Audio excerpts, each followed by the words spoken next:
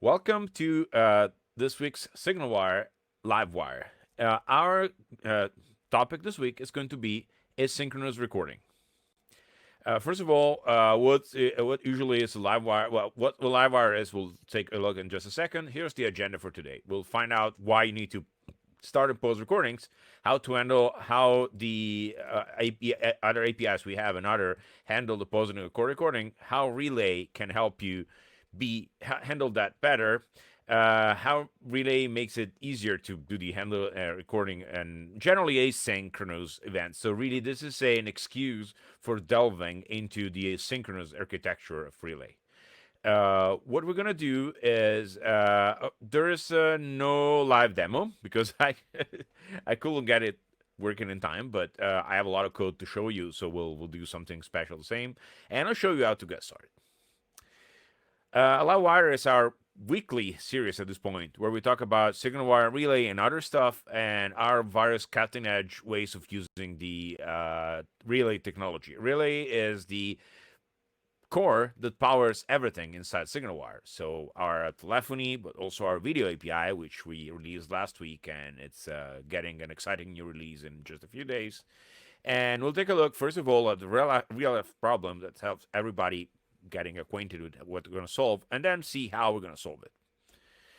I'm Luca Pradovera. For the few people that don't know me, I'm the technical evangelist at SignalWire, and I lead the team that helps our customers get into the technology, use our features the best way possible, and getting the best value for everything you do on SignalWire. So let me know anything I can help you with. I'd be happy to help. I usually say I have a chat open, and if anybody wants to put a message in the chat, I'll be happy to answer either during the talk or right after. So as we were saying, we're going to do something fairly simple today. But first of all, why do we want to do this? So the problem with starting recording and starting and stopping recordings is twofold. In some cases, you want to record a call. Sorry, you want to record part of a call, but not the entire call. So that's a problem of wanting to start a recording and then stop it. While in some other cases, including the sensitive information, such as the ability to ask for a credit card number or whatever, is important to be able to not record a portion of the conversation. So normally you're recording everything and you need to stop the recording and then start it again. Of course, it's the same thing. Like, it doesn't matter if you're actually doing on, off, on, or off, on, off. It's still a way to handle starting and stopping recording. So the uses are twofold. One is when you want to only record part of a call. For example, many phone providers and in general utility providers will have you say yes to a specific set of questions, effectively taking that as a signature for the contract. Conversely, they might ask for payment information, and that is not recorded, so you're sure that it doesn't get recorded. Pausing the recording allows you to write down sensitive information while remaining compliant. Remember that there are laws around what personal information you can or cannot record during a call. And even if you do a recording and you're sure it's super secure, it's on SignalWire, super secure architecture, we take a lot of care about URLs, your application is very secure, audited, etc. It might still be illegal to record some of that information. So law doesn't care about security. It's still legal to do it. And B, you're still exposed to any sort of issues. So unless you really want the data, it's better to just not record it, essentially. So other APIs, generally, including if you're using Laymo up to a few months ago, then this feature is actually active in our Laymo, often require you to do transitions to another lag. So move the call to different lag that's not being recorded. It has a low percentage of dropping a call. It happens. It's not anybody's fault. It's not the API's fault. It's not the phone call fault. It's how telephony works. It can be clicky. You can hear some kind of a sound, and then having to manage moving things back and forth is more complicated than just recording it to begin with using a async API. Again, we're talking about recording because recording has an implication that you're not allowed to record certain information. But keep in mind, we'll go through a few other things you can do with relay that also are asynchronous. So there's a bunch of interesting things you can do. So this is just an example of how really to interact with the call in a synchronous manner. First of all, what's relay? It's a cutting edge technology that we use that we created that uses a real time web service protocol over well, it's not called WebSocket, it is WebSocket. So WebSockets is the pipe. The payload is actually JSON. It allows you to to control calls from a persistent asynchronous connection. So effectively, what you're running is you're running a small consumer process that we'll see in just a second that connects to the SignalWire servers in outbound mode and controls the calls. That allows you to deploy relay in a super simple manner because you don't need to do any kind of webhooks. You don't have to configure any firewall as long as your process has outbound access to a WebSocket server, so it can do outbound traffic over port 443. You don't need anything else. It can run side by side with your existing infrastructure and communicate with your existing infrastructure through a few mechanisms. One of them is called relay tasks, which is exactly what we're going to use today. Of course, we are through relay. We can just, since we have real-time call control at any given time, we can just make sure the recording is started and stopped. But we just have to keep track of the call IDs that we are starting and stopping, so we don't accidentally break something. But other than that, it's super easy. And that's why I think that it's a very good fit with what we're trying to do here. So let's go take a look at the code dive for the example. First of all, we've done this a few times, so there's a relay getting started guide, and we have relay getting started LiveWires around. But first, let's step back. The simplest way to use relay is creating and running a consumer. What a consumer is it's a class that inherits from the existing relay consumer class that utilizes the existing infrastructure that the relay consumer offers to quickly build a telephony application. In this case, as we can see here, we are using the setup method to create the calls array. Of course, the calls array, like any example in this case, should generally be a database, maybe Redis, something you use on your backend if you're running multiple consumers. One consumer can run a lot of calls, but you can generally think about it as a control plane only, which makes it very, very lightweight. The first line, of course, after the instantiation is actually the setting up the context. Context is what we use to set up the connection between the incoming phone number and relay. To be precise, since we're in screen sharing, might as well. I'll open my. So here are a list of various phone numbers I have. And what you do is, I'll zoom in a little. What you do is simply, after your consumer is running, or before your consumer is running, of course, you go pick the handler that says relay in the dashboard, and then pick input a context here.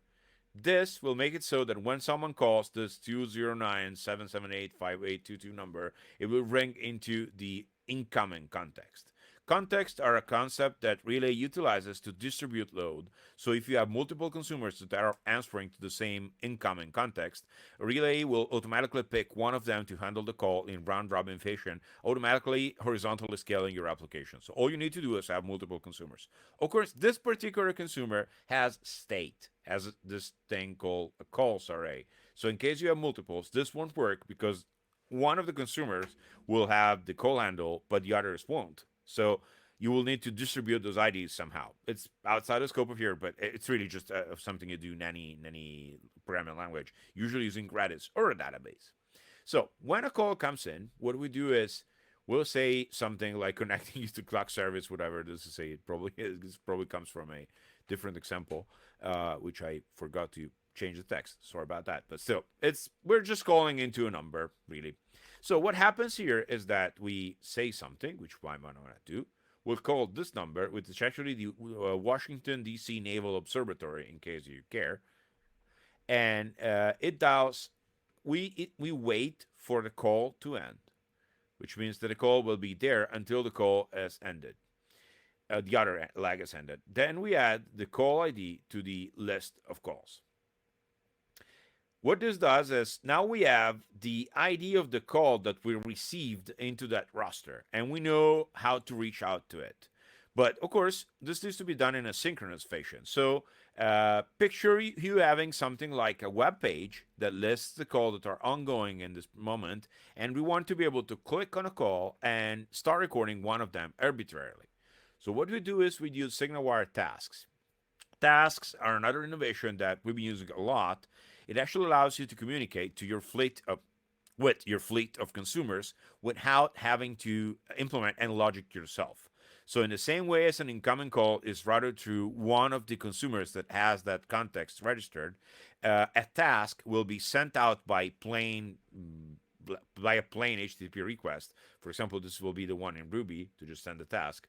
So as you can see, I'm just using task deliver, and it will just send the message to the incoming context. When you do this, SignalWire will take that request, look for a consumer that has the incoming context registered, and if it's there, send it this message, which will be the call ID, which is whatever, and the action of start. So the flow will be your web app calling task.deliver, and the task will be delivered to SignalWire Cloud, and SignalWire Cloud will look at your consumers and pick one to send it the incoming context message. So once the task is received by our consumer, we'll go grab the call ID and check if we have the call. That is, we'll check in the calls array, and if the call handle actually is there, it means we do have a call to talk to. Then we'll check the message. If it says to start, here's the interesting part. We'll start the recording by specifying that we want to record using the bang version of the method. As you can see here in the Ruby version, and other languages have different idiomatic ways to specify an async language, async method, of course, because they're not allowed to use a exclamation mark in the name, but they usually record and record async in JavaScript, for example. So what this does is call record in asynchronous mode. So first of all, let's think about what asynchronous means. If we were to call record here without the asynchronous method, the bang, we will actually be blocking here. So the task will never finish executing, including the fact, it will finish executing when the record actually ends, which in this case, since we're not specifying anything else, it will only end when one of the legs hangs up and the call goes down. So we won't be actually able to keep doing whatever we're doing with the call and stop the recording at the appropriate moment when we want it to, because the code will never fall through to line 36. So we solve this by using an asynchronous recording. This starts the recording in a background sort of way. So it's still recording both legs, and then we add the recording handle to the call handle. So effectively we attach the call recording handle to the main call.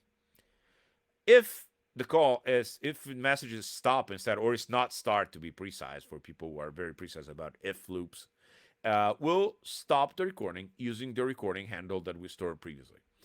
So what we do is here there are two tasks. One is the task that we'll send to start the recording that we'll call record in a synchronous fashion, and the one will be another task that we call to stop the recording.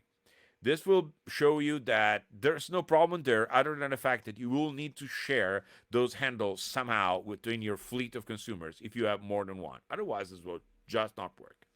At the end, we'll just run the consumer and it will just work. So it's super simple. One thing we'll take a look though is we've done this in the past, but I would like to show you at least another example of asynchronous calling. I just remember what the name of the application is. MFA Santa down. Oh, here it is. Okay, so this is a very involved and interesting example that actually was the topic of one entire LiveWire a few weeks ago. But just to take a look at it, this consumer does a bunch of things that are pretty. This is in JavaScript, by the way. It's a spam catching consumer. So when someone calls you, it will ask them to solve a simple sum, like what is 2 plus 3. If they don't solve it, we'll assume they're a robot or a spammer and send them into a special loop. But if they do solve it, we want to be able to. So use case is call screening. You got a call. The caller gets asked the question. They answer the question properly. It doesn't mean they're a friend or they're someone you actually want to talk to. They might just be someone who is trying to sell you something, but they're human. So what we do here is we want to be able to still kick them to the spammer world without having to, do it manually or do it in the interface. So what we do is we want to set ourselves up to detect digits during the call while the call is being uh, executed. While I'm talking to this person, I want to be able to press star twice, as you can see here, and just send them to the spammer hell that we had before. Uh, how do we do that? It's super simple. We call detect async here without a timeout. So having detect async active without a timeout will effectively make it so that every time someone press, or rather not someone, I as the called person, press a digit, the TMF digit, it will be relayed to the detect update event, allowing me to react to the fact that someone has pressed star twice. So when someone presses star twice, we'll just send them to spammer hell. Note that this could be used for transfers, for bringing in other people, for playing in audio, for starting a recording itself. Nothing is stopping you from having double star starting the recording. Just combine the two examples. And that's pretty much it, really. Relay has a lot of asynchronous capabilities. You can play audio while doing something else, usually used for times where you want to be able to, I don't know, perform a database lookup where if someone is waiting on the phone, just play a ringtone or play audio until you're done. Uh, the ability to detect digits in asynchronous mode, which is very important because it allows you to, again, to do in-call detection. And another very good example that I like doing is detect answering machine. The asynchronous version of detect answering machine allows you to do what is very common nowadays when you're doing outbound dialing and you're detecting answering machines, which is you run the detection in async mode, and as soon as the call is picked up, start connecting the call to your agent. If the call ends up being an answering machine, the system automatically hangs up the call and brings in someone else. What this does effectively is that it allows your agent to be on the phone with a human person as fast as possible, and then only if the person is actually not a person, but it's an answering machine, and the system automatically will hang up the call and send another person to the agent. Allows you to cut down utilization. To raise utilization and cut down wait times by a lot on your agents and people in your call center. Good. So getting started again, really it's easy to start with. It can be, it runs a standalone process with no open ports or privileges required. We have a getting started guide published on the website. It can be used in parallel with your current infrastructures, and there are Docker images you can use to get started to. And it's easy to add to not only CRM infrastructure, but in general other types of platforms that could benefit from a telephony integration. So, well, thank you very much, and I'll see you May 26th for the next installment of LiveWire. Have a great day.